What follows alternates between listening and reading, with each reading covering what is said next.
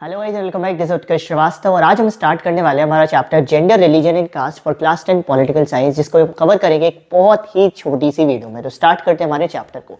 Basically gender religion and caste में हम समझेंगे कैसे इन तीनों चीज़ों का, जेंडर, रिलीजन और कास्ट का, पॉलिटिक्स, राजनीति से रिलेशन है। तो स्टार्ट करते हैं हमारे चैप्टर को। देखो, हमारी जो इंडियन सोसाइटी रही है वो बड़े टाइम से उसमें एक चीज़ मानते हुए हम आए हैं दैट घर के बाहर के जितने भी काम है वो मेन को करने चाहिए और घर के अंदर के जितने भी काम है वो वुमेन को करने चाहिए। जिसकी वजह से आज के टाइम पर क्या होता है, वुमेन जो इतना बड़ा पार्ट है पॉपुलेशन का, बट फिर भी उनको इक्वल स्टेटस नहीं मिलता है एज कम्पेयर टू मैन। और उसका रिजल्ट ये हुआ कि वुमेन ने एक थोड़े टाइम के बाद क्या किया, खुद को ऑर्गेनाइज करना शुरू किया, मूवमेंट्स करना शुरू किए और अपनी डिमांड रखी कि हमको भी हमारा जो ओवरऑल स्टेटस है वुमेन सेक्शन का उसको इम्प्रूव करो, उसको इनहेंस करो। और यही जो मूवमेंट वुमेन करती है अपने स्टेटस को इम्प्रूव कराने के लिए, इनहेंस कराने के लिए समाज में, उन मूवमेंट्स को हमने फेमिनिस्ट मूवमेंट कहा है। ठीक है, तो अभी हम ये टॉपिक में देखेंगे कि किस किस तरीके से जो वुमेन होती हैं वो इंडिया में डिस्क्रिमिनेशन फेस करती है। बहुत सारे तरीके अगर हम कवर करने जाएंगे तो बहुत सारे हैं, बट मेनली जो कुछ तरीके हम देखेंगे जिससे वुमेन डिस्क्रिमिनेशन फेस करती है इंडिया में, उनमें सबसे पहले है एजुकेशन के केस में, लिटरेसी के केस में। आज के टाइम पर आप देखोगे जो गर्ल सेक्शन है उनका लिटरेसी रेट बहुत कम है एज कम्पेयर टू बॉयज़। जबकि रियलिटी ये है कि जो गर्ल्स होती हैं वो एकेडमिक, उनकी जो एकेडमिक परफॉर्मेंस है वो बॉयज़ के कंपैरिजन में बहुत अच्छी है, बट फिर भी उनकी लिटरेसी रेट बहुत कम है। क्यों? क्योंकि जो पेरेंट्स होते हैं वो प्रेफर करते हैं कि वो अपने रिसोर्सेज का, अपने संसाधन का, पैसे का किस पर इस्तेमाल करें, बॉय एजुकेशन पर इस्तेमाल करें, ना कि गर्ल एजुकेशन पर। दूसरी चीज़ अगर आप देखोगे तो आज के टाइम पर ऑन एन एवरेज एक इंडियन वुमेन एक इंडियन मैन से 1 घंटे ज़्यादा काम करती है, लेकिन फिर भी हम उनके काम को वैल्यू नहीं करते हैं। क्यों? क्योंकि उनका मोस्ट ऑफ द काम ऐसा होता है जो अनपेड होता है। लाइक किचन में जो वो आपके लिए काम कर रहे हैं, हाउस होल्ड ड्यूटीज कर रहे हैं, तो उस सबको मिलाकर वो एक मेन से बहुत ज़्यादा काम कर रहे हैं, लेकिन फिर भी उनको हम उसकी कोई वैल्यू नहीं करते हैं। तो ओवरऑल इस तरीके से भी वुमेन डिस्क्रिमिनेशन फेस करती है। साथ ही साथ सैलरी के मामले में भी वुमेन डिस्क्रिमिनेशन फेस करती है। वुमेन अगर मेन के बराबर भी काम करे तब भी बहुत सारे केसेस में ऐसा देखा गया है कि वुमेन को इक्वल सैलरी नहीं मिलती है, यानी कि equal same amount of work करने के बावजूद भी वुमेन को मैन के कंपैरिजन में इक्वल सैलरी नहीं मिलती है। कई सारे देश ऐसे हैं, आज भी ऐसे कई सारे देश हैं जहां पर वुमेन और मैन दोनों टीमें क्रिकेट ही खेल रही हैं, 50 ओवर्स टेस्ट क्रिकेट, T20, लेकिन मैन की सैलरी ज़्यादा है, वुमेन की बहुत कम है। हमारे इंडिया में भी अभी ये बहुत टाइम से यही चला आ रहा था, अभी कुछ टाइम पहले इक्वल सैलरी की गई है। चौथा तरीका जिसमें वुमेन डिस्क्रिमिनेशन फेस करती है वो बहुत ही शर्मनाक है। दैट इज़, कई बार जो आप रूरल एरियाज़ में देखते हो, कई बार अर्बन एरियाज़ में भी, कि लोग एक बॉय की चाह में कई बार गर्ल चाइल्ड को पैदा होने से पहले ही अबॉर्ट करा देते हैं। ये भी एक बहुत बुरा तरीके का डिस्क्रिमिनेशन है। तो वुमेन 4 तरीके से डिस्क्रिमिनेशन फेस करती है। लिटरेसी रेट में most of their work is unpaid. Third, उनकी सैलरी इक्वल नहीं है as compare to man for doing the same work. Fourth, भ्रूण हत्या, बेसिकली जो हम बोलते हैं ना कि आपने चेक करवा लिया कि लड़का होने वाला है लड़की, एंड अगर लड़की है तो आप उसको एबॉर्शन करा लेते हो। ठीक है, तो इन सब चीज़ों को लेकर वुमेन ने अपने मूवमेंट कर रखे हैं और वुमेन ने एक चीज़ मानना शुरू किया है कि हमारी बातों को तभी सुना जाएगा जब जो वुमेन है वो खुद पॉलिटिक्स में जाएंगी। तो वुमेन बेसिकली ये मानती है कि अगर हमको हमारी बात को सुनवाना है, हमारी डिमांड को सुनवाना है, तो हमको खुद पॉलिटिक्स में जाना पड़ेगा। जिसकी वजह से वुमेन ने अपनी एक और डिमांड रखी है कि हमको भी पॉलिटिकल रिप्रेजेंटेशन मिलनी चाहिए। और अब आज के टाइम पर तो एक बहुत बड़ी प्रॉब्लम भी बन गई है, क्योंकि जो लोग हैं वो इनको पॉलिटिकल रिप्रेजेंटेशन देना नहीं चाहते। तो इसको लेकर क्या किया जा सकता है? बेसिकली एक चीज़ की जा सकती है कि अब क्या किया जाए, लीगली कंपलसरी कर दिया जाए कि अब तो कानूनी तौर पर ये कंपलसरी है कि इनको इतने इतने रिजर्वेशंस देने पड़ेंगे वुमेन को, जैसा कि पंचायती राज सीट्स में किया गया है। पंचायत में क्या कर दिया गया कि 1/3 सीट्स वुमेन के लिए रिजर्व हैं। तो अब क्या है, कुछ भी हो जाए 1/3 सीट्स पे तो वुमेन कैंडिडेट ही खड़ी हो सकती है। ऐसा कुछ किया जाएगा तो वुमेन का पॉलिटिकल रिप्रेजेंटेशन भी बढ़ेगा और वो अपनी डिमांड्स को खुलकर रख भी पाएंगे।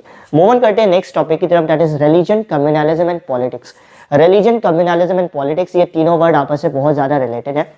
आज के टाइम पर इंडिया में भी आप देखोगे, किसी भी देश में देखोगे तो पॉपुलेशन को कई सारे देशों में डिवाइड किया जाता है on the basis of religion, कि आप इस धर्म के हो, आप उस धर्म के हो, आप इस धर्म के हो। इन सब चीज़ों का असर पॉलिटिक्स पे भी पड़ता है। देखो बेसिकली कम्युनलिज्म क्या होता है, जब भी हम पॉलिटिक्स और रिलीजन को एक साथ मिला देते हैं, राजनीति में धर्म को ले आते हैं, तो वो जो तरीका होता है उसको हम कम्युनलिज्म कहते हैं।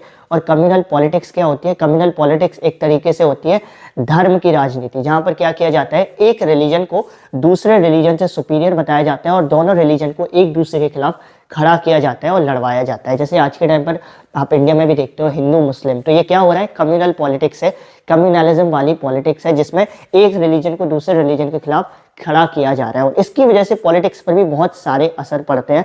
तो ये हम देखेंगे कि कम्युनलिज्म के क्या क्या असर पड़ते हैं पॉलिटिक्स में, किन किन तरीके से कम्युनलिज्म जो रिलीजन प्लस पॉलिटिक्स है वो किन किन तरीके से समाज को इफेक्ट करता है। सबसे पहला जो इसका असर पड़ता है जब आप कम्युनलिज्म वाली पॉलिटिक्स करते हो, कम्युनल वाली पॉलिटिक्स करते हो, तो सबसे पहला असर पड़ता है एक आम आदमी की सोचने की तरीके पर।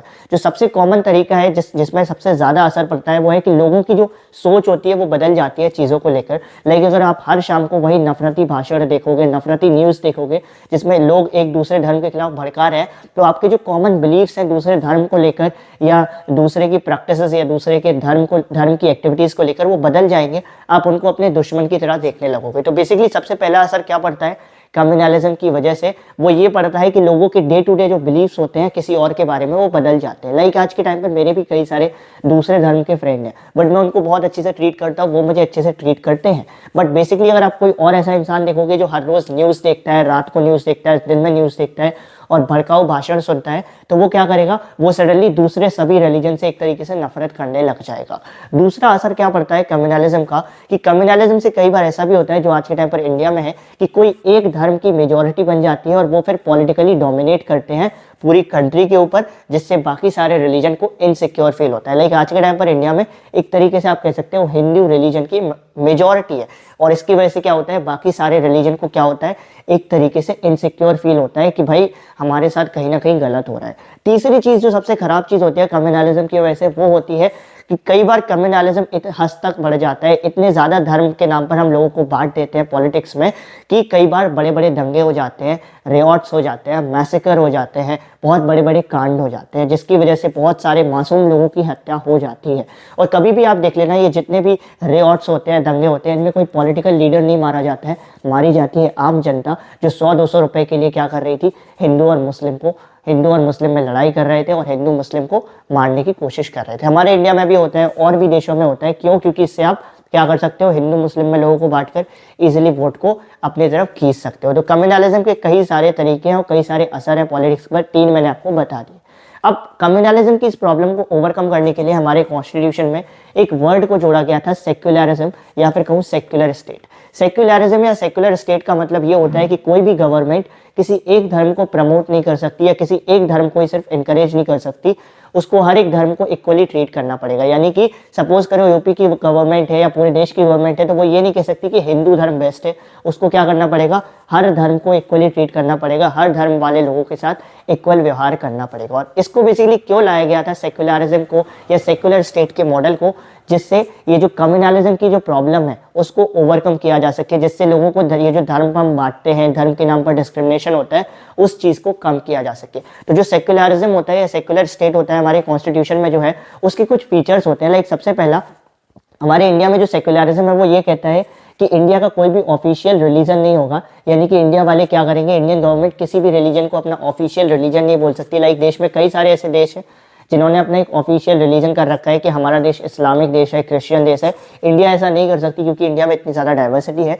दूसरी चीज़ सेक्युलर स्टेट में बोली गई है कि जो कॉन्स्टिट्यूशन है वो सिंपल बोलता है कि हर इंसान के पास अपनी अपनी फ्रीडम है कि वो किसी भी रिलीजन को प्रैक्टिस कर सकता है, किसी भी रिलीजन में जा सकता है और उनकी एक्टिविटीज़ को कर सकता है। तीसरी चीज़ सेक्युलरिज्म में क्या बोली गई है कि जो कॉन्स्टिट्यूशन है वो ये सिंपली कहता है कि डिस्क्रिमिनेशन नहीं होना चाहिए, भेदभाव नहीं होना चाहिए लोगों के बीच में धर्म के बेस पर कि भाई ये हिंदू है, ये मुस्लिम है, ये क्रिश्चियन है, ये भेदभाव करना बंद करना पड़ेगा। ये चीज़ अगर आप करोगे तो ये गैर कानूनी है, आपको इसके लिए सजा होगी। चौथी चीज़ जो हमारी सेक्युलर स्टेट या कॉन्स्टिट्यूशन में सेक्युलरिज्म के थ्रू क्या बताई गई है कि जो स्टेट गवर्नमेंट है या जो सरकार होगी उसके पास पावर होगी कि वो रिलीजन के बीच में इंटरफेयर कर सके, जिससे क्या हो सके, कई बार अगर रिलीजन जो कॉन्फ्लिक्ट के चांसेस हो रहे हो तो वो उन रिलीजियस कम्युनिटीज़ को साथ में लाकर वापस से चला सके। ठीक है, तो चौथी चीज़ क्या है, बेसिकली स्टेट को ये पावर दी गई है, गवर्नमेंट को ये पावर दी गई है to interpret between the religion so that community, जितनी भी रिलीजियस कम्युनिटी है वो शांतिपूर्ण तरीके से चीज़ें चलती रहे, उनके बीच में इक्वालिटी बनी रहे। तो सेक्युलर स्टेट का जो मॉडल है, आई होप सो आप समझ गए, वो सिंपली ये कहता है कि कोई भी रिलीजन को कोई भी गवर्नमेंट सपोर्ट नहीं करेगी, सबको इक्वली ट्रीट करेगी, रिलीजन के बेस पर कोई भी डिस्क्रिमिनेशन नहीं होगा।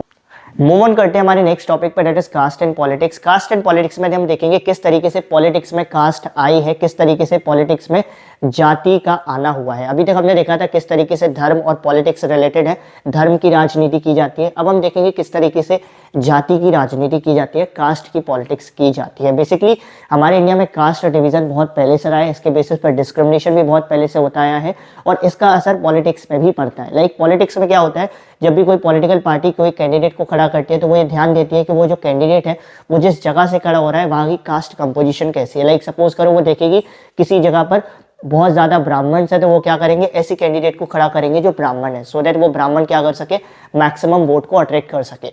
दूसरी चीज क्या असर पड़ता है कास्ट और पॉलिटिक्स जाति की राजनीति का, दूसरा क्या असर पड़ता है, कई बार जो पार्टीज होती हैं वो इस्तेमाल करती हैं कुछ कास्ट की भावनाओं का और खुलेआम बोलती है कि हम इस कास्ट को सपोर्ट करते हैं सो दैट वो कास्ट का वोट बैंक अट्रैक्ट कर सके। ये यूपी में कई बार आपको देखने को मिलेगा, कुछ पॉलिटिकल पार्टीज पर्टिकुलरली एक कास्ट को सपोर्ट करती है जिससे वो उस कास्ट के सारे वोटर्स को जीत सके। तीसरी चीज क्या हो जाती है पॉलिटिकल पार्टी के अंदर कि आज के टाइम पर 1 पर्सन 1 वोट है, एक इंसान के पास एक वोट है, तो हर पॉलिटिकल पार्टी कोशिश करती है ज्यादा से ज्यादा कास्ट का सपोर्ट अपनी तरफ लेने की और कोशिश करती है कि जो कास्ट उनके साथ जुड़ गई है उस पॉलिटिकल पार्टी के साथ या सरकार के साथ, उनको वो किसी और पार्टी में ना जाने दे उन कास्ट के लोगों को।